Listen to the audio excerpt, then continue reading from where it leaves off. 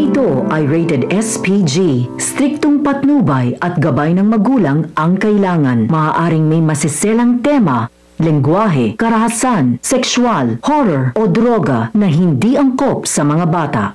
Sinabi lang ni Justin na itatago niya ang sikreto ni Morgana, pero ang totoo, hindi siya takot at kapag makakuha siya ng tiyempo, isusumbong niya si Morgana. Sasabihin niya na isang pekeng tanyag si Zoe at si Morgana Go at si Moira ay iisa. Abangan natin sa abot kamay na pangarap. Inabutan ni Justin sina Olga at Morgana na nagkukwentuhan tungkol sa pagiging peke ni Zoe.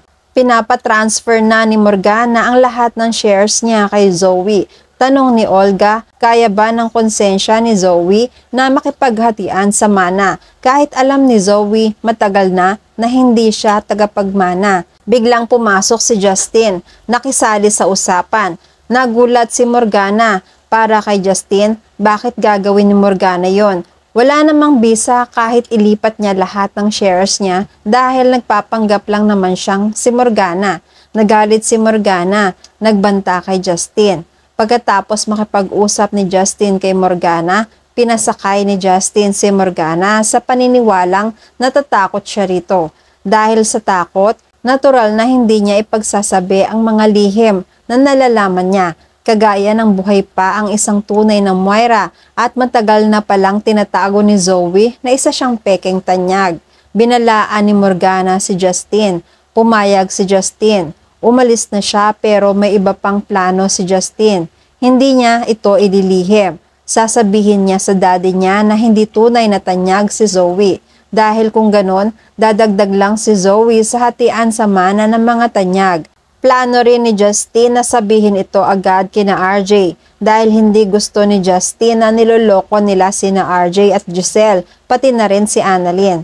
Ganon din ang sinabi ni Morgana kay Olga. Binalaan rin ni Morgana si Olga na huwag niyang ipagsasabi ang nalalaman kahit pinagkakatiwalaan siya ni Morgana. Hindi panatag ang loob ni Morgana sa kinilos ni Justin.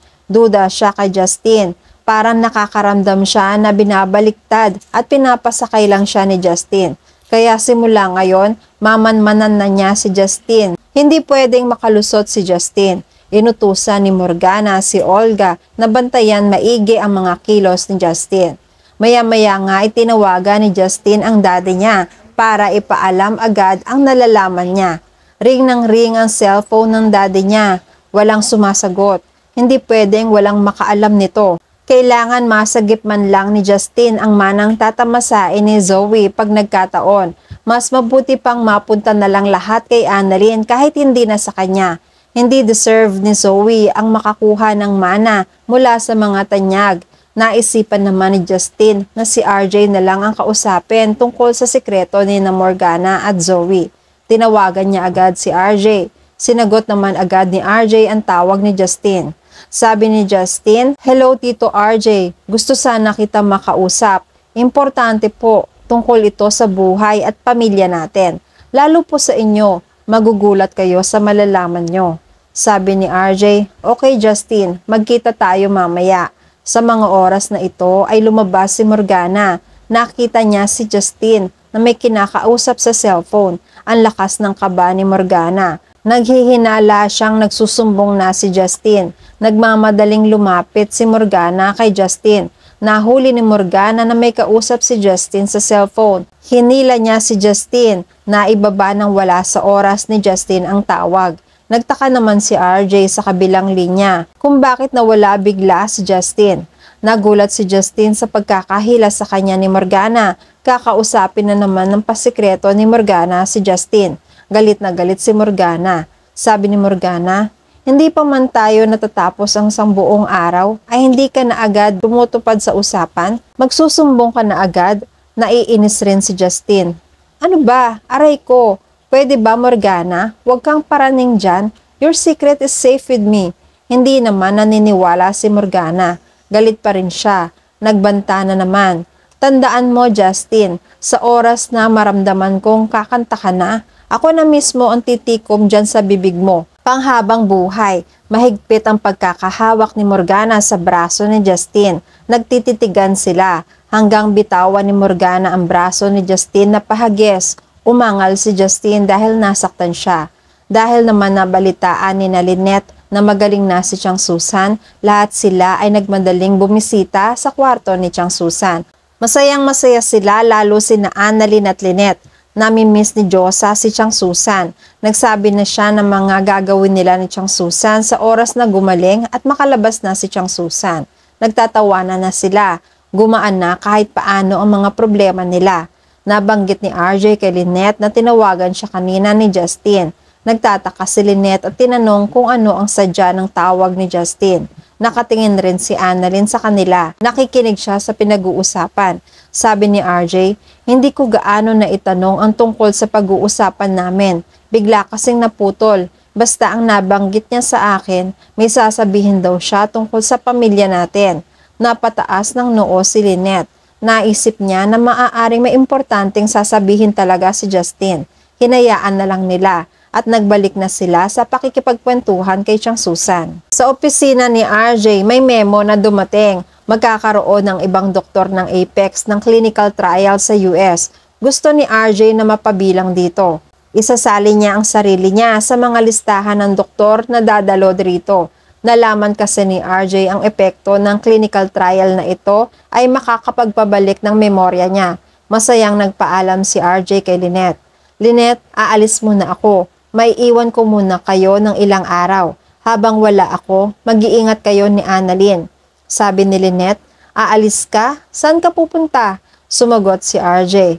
Meron kasi clinical trial sa US for memory loss. I wanna take this clinical trial. Gusto kong subukan. Gusto kong i-grab ang opportunity na ito. Baka ito na ang magiging sagot na matagal na nating hinihintay. Susubukan ko dahil ito ang kukumpleto sa pagkatao ko. Natutuwa naman si Lynette para kay RJ. Kasalukuyan namang mapapadaan si Zoe sa pintuan ng opisina ni RJ. Narinig niya ang pinag-uusapan ni na RJ tungkol sa clinical trial at posible na maibalik ang alaala ni RJ. Kinabahan at natakot si Zoe.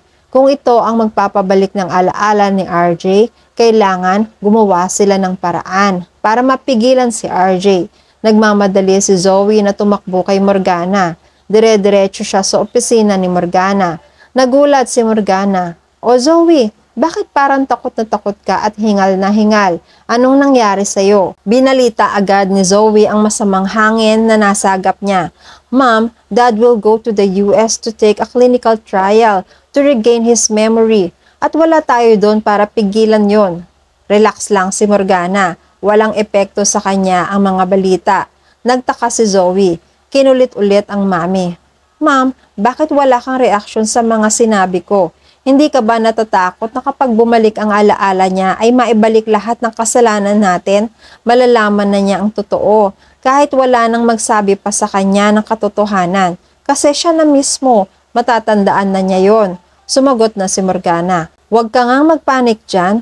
Kalma ka lang. Your dad is going to attend the clinical trial. It doesn't mean it's gonna take his memory back. Nakakunot ang noo ni Zoe. Paano kung kampante lang sila pero ang totoo, babalik na pala talaga ang lahat ng alaala ni RJ. Lagot na sila, mawawala na sila ng mana, palalayasin pa sila. At yan ang mga pakakaabangan natin sa abot kamay na pangarap. Please like this video and please subscribe to my channel. At magkita-kita po muli tayo sa mga susunod pang episodes.